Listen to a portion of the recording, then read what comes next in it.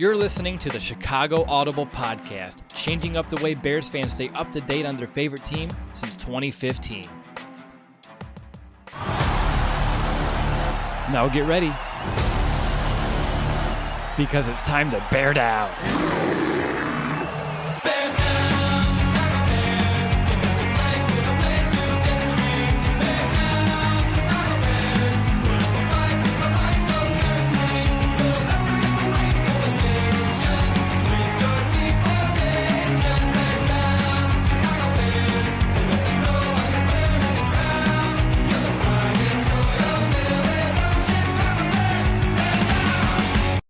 Welcome back, Bears fans, to another episode of the Chicago Audible Mailbag Podcast, the second one of this 2019 season.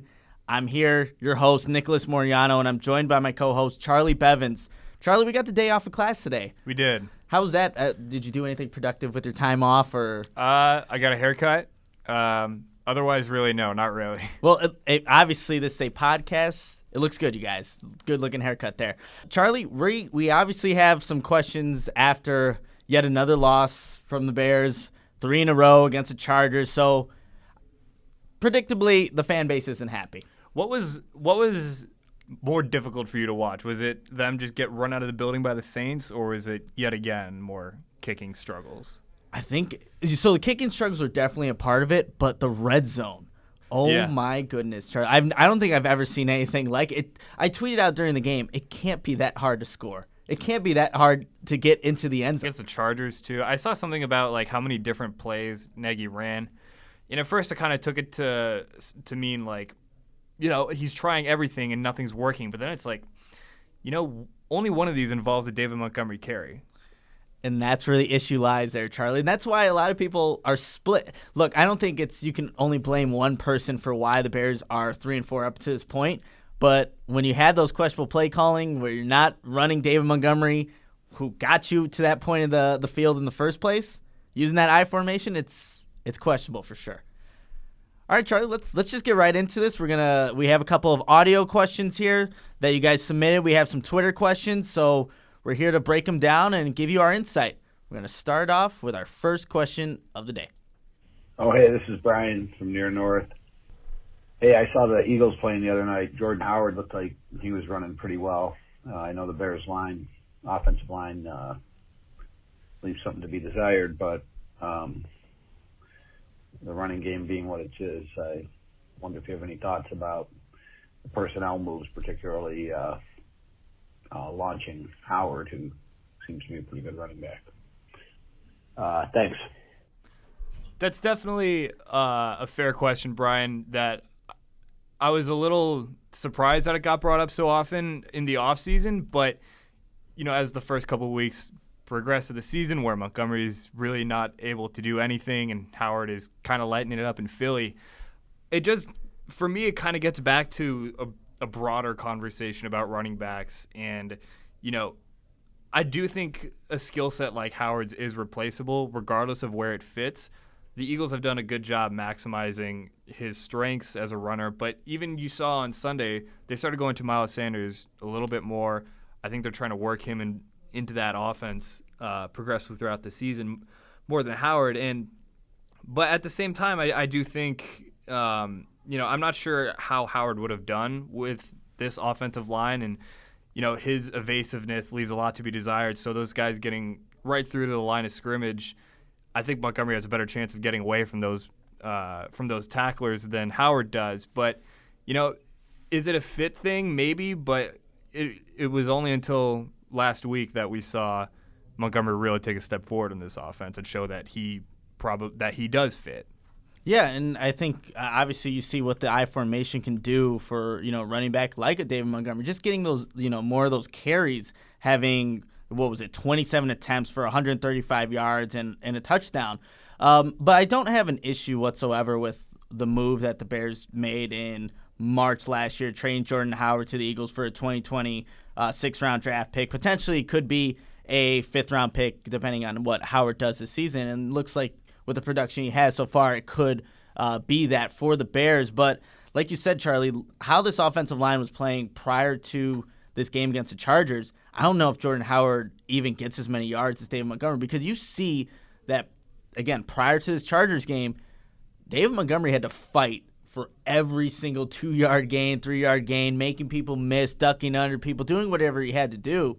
Jordan Howard's not that kind of guy. He's a guy that will fall forward, and he's doing that for the Eagles right now, but I think that it was the right move in hindsight, just seeing, even though that Howard is having success in Philly, Montgomery's going to be a good back here in Chicago, and I think last week kind of shows what kind of back he can be. Yeah, and I also think it's important to not judge trades the year they happen. I think you really do have to give it a few years. Last year, all we did was laugh about how the Bears got Khalil Mack for 2 firsts, and that second first is looking awfully appealing right now. And so that's why I think in general we really need to take our time when assessing how trades work, because we really don't know the full ramifications of a trade until sometimes 3-4 years down the road. Yeah, absolutely. And every team is different in what they kind of want from the running back. Obviously, the Philadelphia Eagles and the Bears kind of have that same system in the offensive side coming from the Andy Reid coaching tree.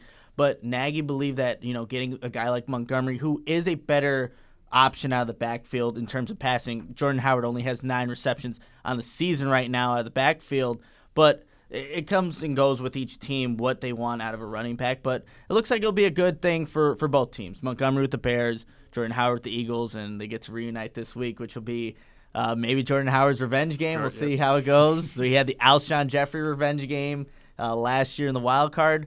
So hopefully he doesn't have that successful of a game come Sunday. All right, we're going to move on to our second question of the day, and here it goes. This is Dan from Connecticut.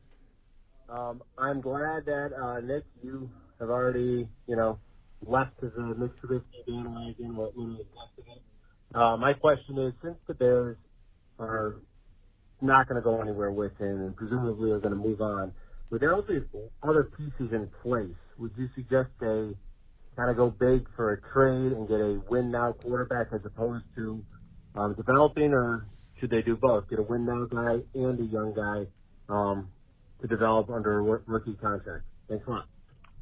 That's an interesting question, because I think right now the way Mitch Trubisky is playing, how he hasn't progressed, the Bears are probably going to be looking at options.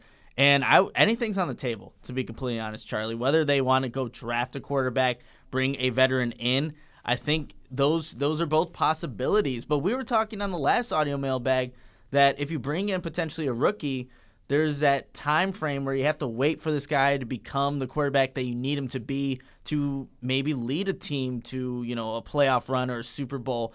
But in terms of like bringing in a veteran, I mean, yeah, that's definitely an option, and guys that I've been kind of looking at, and the one that I think would still make the most sense, it would be like a Nick Foles, only because he does come from that similar type of offense. He's proven that he can win. The only thing, the guy just signed a 4-year, $88 million contract, and I don't know how Ryan Pace would even fit that into the team's cap space next year. Obviously, there are ways you can do that, just restructuring other people's contracts, but that's a guy that would make sense in terms of a veteran name that you can possibly bring where, okay, you can go with the offense that you have, not have any leeway in the backdrop. Obviously, maybe the terminology is a little bit different, but that is somebody that you can bring in. I just don't know financially if it's even possible. I haven't even looked into the numbers, and I haven't really done any homework when it comes to guys that you can draft.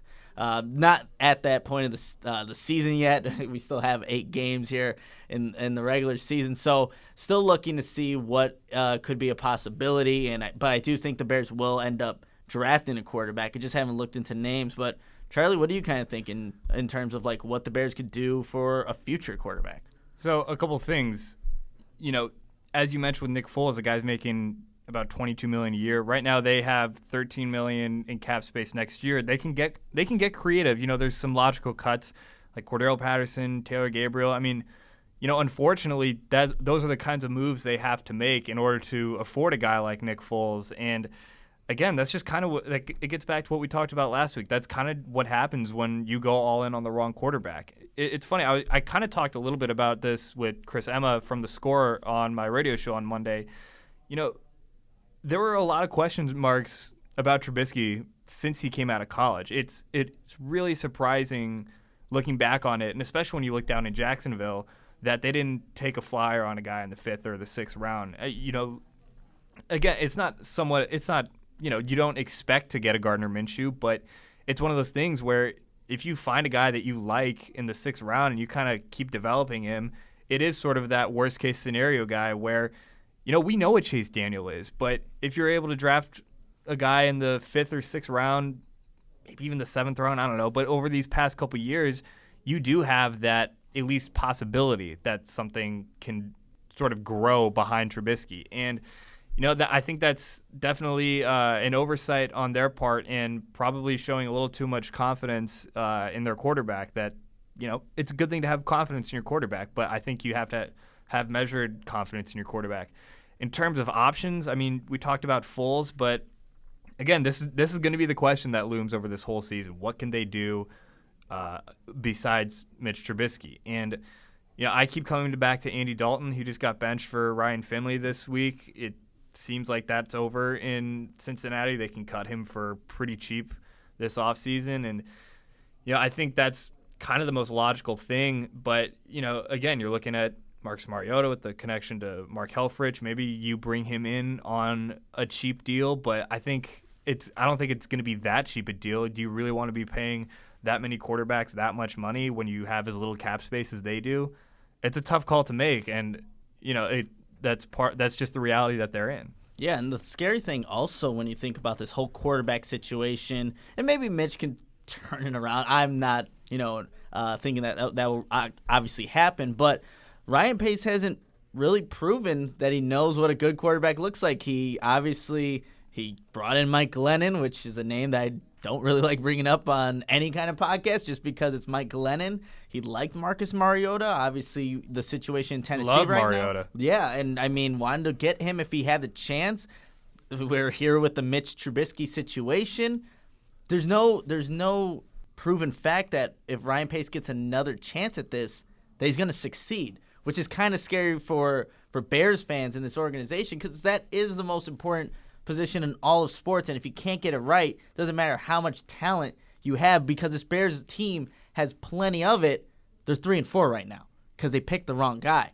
And you mentioned some names that possibly come next season you can cut. There's guys like Danny Trevathan, who's in his last year of his contract.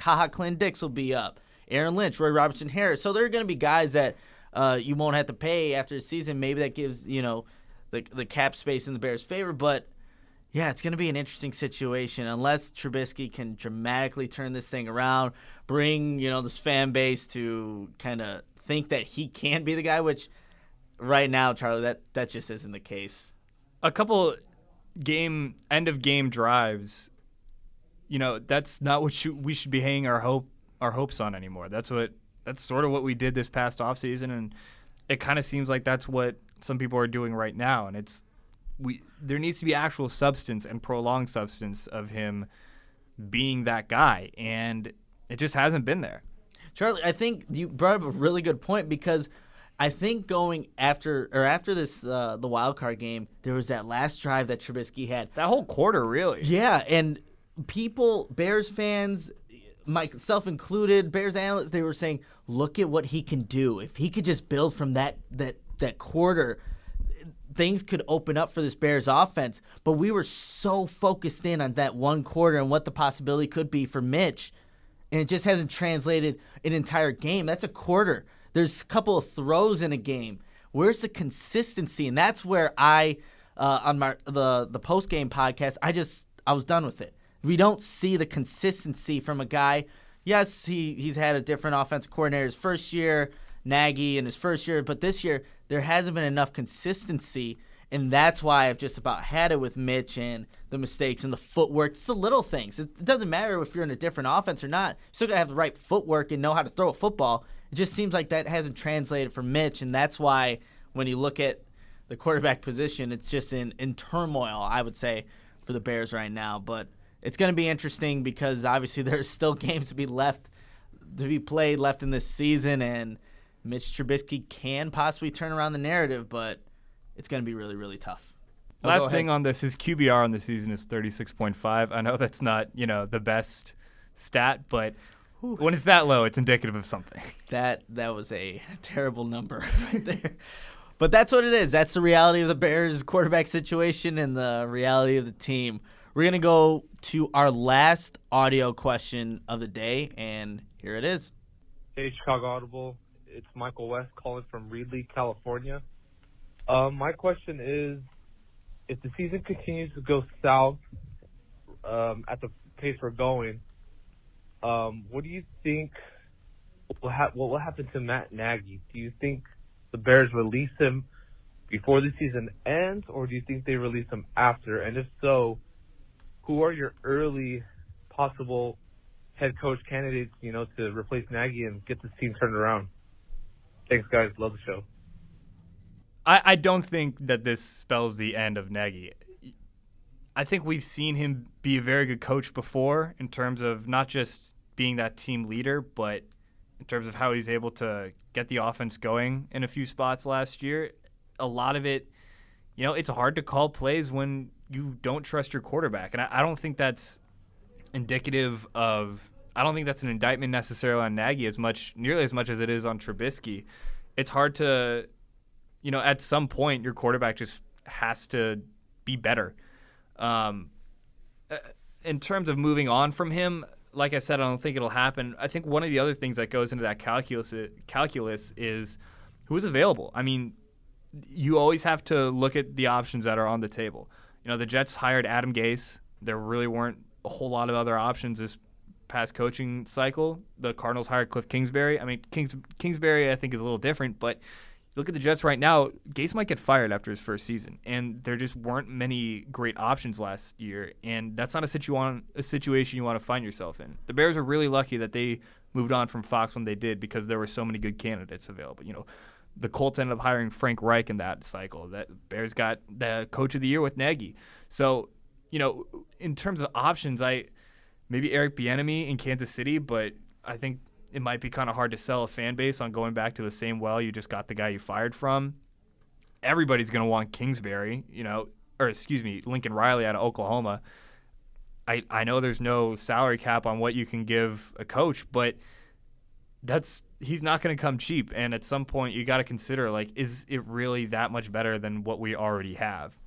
Yeah, honestly, I don't think Matt Nagy's going anywhere after this season, regardless of how it ends, unless the Bears just completely lose every single game. I think he would need I think he could get, or he should get, another chance with a decent quarterback. Yeah, so that's the thing. It all comes back. If Matt Nagy had a quarterback that can make a throw with a receiver that's on a aging linebacker, we don't even have a situation. We're talking about a Bears W, but he doesn't have that right now in Mitch Trubisky. And yes, Matt Nagy has made some very questionable decisions. I don't know if you heard this, Charlie, but with Eddie Pinheiro kind of revealing that he would want to not be on the left hash mark. Why isn't that taken into consideration for a kicker where he likes to kick? Why doesn't he run David Montgomery in the red zone? Yes, he's had some questionable decisions, and up until this point, I think most people would say he's underperforming, but he's still only in his second year of being a head coach. And there have been times where if Mitch Trubisky makes a play, if the offense doesn't commit a holding penalty, plays would work. They would be in a better position, but it just hasn't happened this season. So I honestly don't believe that Matt Nagy is going to be fired. He will be the head coach come 2020. And the Bears did have a lot of success with him. The defense really helped him out, that's for sure. But I just don't see him going anywhere. I want to see what he can do if he gets the right quarterback. Just someone who can make those throws, just know what's being asked of his complex offense, which I think maybe is also the problem with Nagy right now. Maybe just got to, take back. We're always talking about, or he was talking about 202. That hasn't translated this year. But you saw what the I formation could do for the Bears and running the football, and that kind of worked for Mitch Trubisky in the play-action game, hitting Anthony Miller over the middle a couple times. I think he just needs to realize what his personnel is, where his quarterback is at right now, and actually play their strengths. That's going to help Matt Nagy. And, again, we talked about changing narratives. That can change his narrative in a more positive light if he's able to do that. So one thing I want to ask you about with, kind of at the end of that game, obviously just took a knee, and I think a lot of it, the way I've been looking at it is you got to kick a 41-yard field goal. I know it's Soldier Field, and it might not be on the hash mark you like, and there is a lot to putting your kicker in the best chance possible to succeed. But look, he kind of said this in his press conference on Monday. Like, Piñeiro's an NFL kicker. Like, that 41-yarder, you got to make that. And he missed one earlier. Maybe he's in his own head a little bit, and maybe Nagy should accommodate that. I'm not saying that Nagy was right in taking the knee, but I don't think he was as belligerently wrong as a lot of people seem to think. Because if you have faith in your kicker, you should. That to me is fine. But it's just one of those things where I think we play the results a little bit there. If he makes that kick, it's like anything. We're not really talking about this, but. Yeah, I mean, I also don't think he's necessarily wrong to not trust his offense in the sense that it might just be the reward might not outweigh the possible risk. And again, there's very little risk involved. I saw there was like 0.008 or 0.08% chance of a fumble on that play, but he kind of talks a lot about other things. Maybe there's a hold on that play. Maybe there's, maybe there's a turnover, like a Montgomery fumble, which, I mean, up until that point, Montgomery was having a great game, and Trubisky may be holding on to the football, having a fumble or an interception. He had 2 of those, prior to that in that fourth quarter. But look, I mean, the distance 41, you run Montgomery, maybe you get 1 to 2 yards because the defense knows you're running the football. The distance, obviously, I don't think was the issue, and I think a lot of people are just blowing it out of proportion. I agree with Charlie here saying that it's a 41-yard field goal. Eddie Piñeiro should make that. Yes, he did miss a 33-yarder earlier in the game, but I still think that he's got to make that kick. Just up until that point, I would say that Eddie Piñeiro had done a good job at his job kicking field goals, but he just missed, and it happens. But I still think that people are just, I think, really sore on the topic because look, it's a loss. 17-16, Chargers win. A bad Chargers team goes into Soldier Field, beats the Bears, and this is like the one moment like, why didn't you get it closer? Distance wasn't the issue, and obviously win can pick it up the further you are out of the field goal range. But again, everything gets intensified with a loss, and I'm okay with the decision because I don't think it played that huge of a factor. Just maybe asking the kicker where he likes to kick would be something moving forward he should definitely do. But yeah, that's my take on it. For me, he made the wrong decision, but it's a decision that really shouldn't have had much of an impact, if any at all. I think that's kind of where I stand on it. Yeah, I mean, you're not in that position anyway. I think both things are possible. Yeah, exactly. Both things are possible. They're not in that position if they don't have the 2 turnovers earlier in that quarter, possibly. Trubisky hits Taylor Gabriel. They kind of extend the lead. But that's where we're at this point in the season with the Bears. All right, we're going to move on to our Twitter questions for today's show. And our first question comes from Fidel, and he asks, standing at 3-4, where do we go from here now? Is this a season completely lost? Fidel, I don't think it's completely lost, but it's pretty close. It is pretty close. The Bears lose another one here, their 4th straight game to the Eagles come Sunday. This season, you can just wrap it up and obviously put it as a disappointment. They're obviously mathematically they are not out of the playoffs yet, but seeing how some of these NFC teams are playing, you have the undefeated 49ers, you have the Seahawks that are playing good ball, you have the Rams, all those great teams within the same division. That's going to be tough. And if you lose this game to the Eagles, which is going to be a tough one, being in Philadelphia, yeah, I would say wrap it up this season.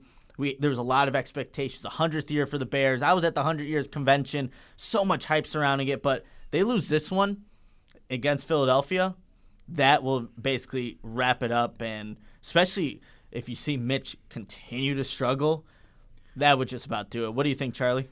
I don't know if it's likely, but it's also definitely not impossible that they win 1 or 2 more games the rest of the season. I mean, they have the Lions twice, who I think for a while there were underrated and may have transitioned to a little overrated as like the underrated, overrated team. But after that, they have the Rams and the Giants, who they should beat. And then you have the Lions again, who we just talked about. The Cowboys are playing fairly well right now. The Packers might be the best team in the NFC. The Chiefs might be the best team in the AFC. And the Vikings are one of the 4 or 5 best teams in the conference. So you don't want to you don't want to assume wins or losses because that's just not how the NFL works. But this could get even uglier than it already is, and that's kind of hard to envision. But look, if they drop this Eagles game and they look really bad in doing so, I still think the Eagles are a really good team just based on roster talent. They obviously figured out a lot towards the end last year. Maybe that's kind of what we're seeing again this year. But look, I mean, the Giants are the only kind of pencil-in easy team they have left. Yeah, ever since the Bears beat down on the Vikings, they have just gone on a resurgence and are playing some good football. Detroit Lions, or that NFC North outside the Bears, is playing some pretty darn good football. And all the other teams you mentioned, just that the Bears have left on the schedule, no guaranteed wins whatsoever, especially with how the Bears have been playing. You can't, even like that Giants game, they lost granted, they did have Chase Daniel playing in for Mitch. A weird game in general. And looking at how Mitch has played, you don't know if that's an upgrade or a downgrade at this point. But there is no guaranteed wins for the Bears for the rest of the way. And if they lose this one, I think it just goes, it goes downhill even faster than it already is. But a win can really just change all momentum. Hey, there's a new clean slate. You can look at it a week at a time, and beating a team that knocked you out of the playoffs last year, that could be what this Bears team just needs to get going, especially if they find the offense or are able to contain Carson Wentz. Just they got to put it all together. Every phase needs to come together come Sunday to try to change this season, because if it doesn't, they lose, go to 3-5.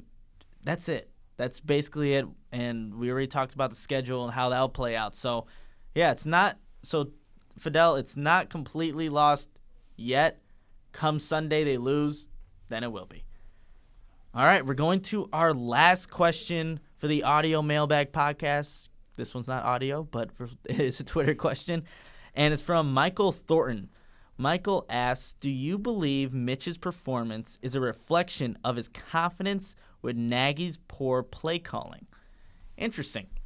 We were talking about Mitch and Nagy, but Charlie, what do you think about that, with Mitch's performance a reflection of the confidence that Nagy has in him? So I think these two things go hand in hand. You really have to whittle down your playbook when you have a guy who can only run a certain amount of plays, and a lot of times that does result in bad play calls. But there are a lot of questionable decisions. Obviously, the 7-run game, that can't happen. I do think there's a lot more that goes into play calling than we all know. I think that's probably what we play the results most on. A good play call is only a good play call if 4 yards are gained on it, something like that. So I kind of resist overtly judging play calling, but at the same time, there are things that Nagy can do better. Like we said, in the red zone, again, I don't know what their I formation package looks like, if it's very conducive to what they can run in the red zone, but maybe try it a couple times. You got to get halfback dive. We'll see. Just kind of basic, simple stuff like that. I think Nagy kind of gets afraid to be simple sometimes, and a lot of times, I would prefer that in a head coach, to be creative as opposed to simple. But at the same time, you kind of got to, like you said, draw yourself back in. Yeah, I completely agree with that. And you may just look at the red zone plays that were called. Just a throw out into the flat with a Cordero Patterson. I think I talked about this on whether it was a post game or last audio mailbag, but you don't want Mitch really surveying the field. I think that's what Nagy has kind of shown in some of his play calls, where you just don't want him to have to read and go through his progressions. I mean, I think last week, even though he had a bad game, he was able to do that at times. That's how he found an Allen Robinson and Anthony Miller. But you see these plays out to the flat, that's an easy throw for a quarterback. Any quarterback can make that. You're not having him look into the end zone, where it's obviously a condensed field, where there's going to be a lot more defenders, it seems like, than there actually is, and you have to make a quick decision. So I think that is where Matt Nagy is just settling, because he knows his quarterback isn't the best at that. And that's obviously affecting what the Bears actually want to run. And you see he's calling plays where you have Taylor Gabriel on a linebacker, he's not able to hit it. How much confidence can you keep having in a quarterback that's missing routine throws that are set up for success? They said they've been practicing that play a whole bunch in the week prior to that game. leading up to that game, yet Mitch just doesn't execute. So I think, like you said, Charlie, it goes hand in hand. Matt Nagy can be doing a better job of just putting Mitch up for success. Mitch can just be hitting the gimme throws that Matt Nagy's calling, and that's why the Bears are what they are right now, an offense that is still trying to find an identity. Part of it, too, is you look at Kansas City, and teams are terrified of Tyreek Hill, and it's because he can stretch the field. You just don't want the ball in his hands. But the way they play off of him creates a real problem for how you play the rest of the offense. And Taylor Gabriel's not as fast as Tyreek Hill, but that's how you would think teams would be playing Gabriel and Cohen, but they're not, because in Kansas City they also have to respect the fact that Mahomes can hit that throw. They don't have to worry about that with Cohen or Trubisky. So, there's that, and also Nagy knows Trubisky can't hit that. So again, it's kind of one of those things where you really end up limiting yourself based on what the defense knows you can do and what your quarterback can do. Yeah, I mean, absolutely. So it goes hand in hand to answer your question there, Michael. I keep getting text messages. I'm so sorry about that. But, yeah, this is something that they still have to figure out. And if they don't, obviously the season's not going to go any better than what it is right now. And I hate to put you on the spot here, Charlie, but do you have a game prediction for this Sunday? I know it's still early on in the week. But do you want a score? Not a score. Just okay. I mean, just in your gut feeling, do you see the Bears kind of turning this around against a pretty good, Eagles team? They haven't played like it, but they did just get that win against Buffalo. Really bad weather game, but they were able to run the ball effectively against the 5. And I was really surprised to look at the Bills' record. They were 5-1 prior to that game. Now, obviously 5-2 after the loss to the Eagles. But do you have a prediction there of who's going to come out with the victory? It doesn't have to be a score, but if you have one. The way you beat the Eagles is by passing on them. And the Bills can't pass. And that's largely why they lost. The Eagles are very good against the run. The Bears also can't pass. That they can't take advantage of a really bad Eagles secondary. So because of that, I mean, I think the defense is going to be on the field a lot, and I do think this is going to favorably for the Eagles. I think they end up winning. All right. I won't give my prediction or who I have winning because you have to listen to tomorrow's preview podcast, but you got it from Charlie there. And that's going to wrap it up. Of course, if you want to hear your question heard on the next audio mailbag podcast, all you got to do is call 872-240-4007. And that number again is 872-240-4007. Leave your name, where you're from, and the best questions will be read on the next podcast. But that's going to do it for Charlie and I. Thank you for tuning in, and we'll see what happens come Sunday. But until next time, bear down, Chicago. Bear down!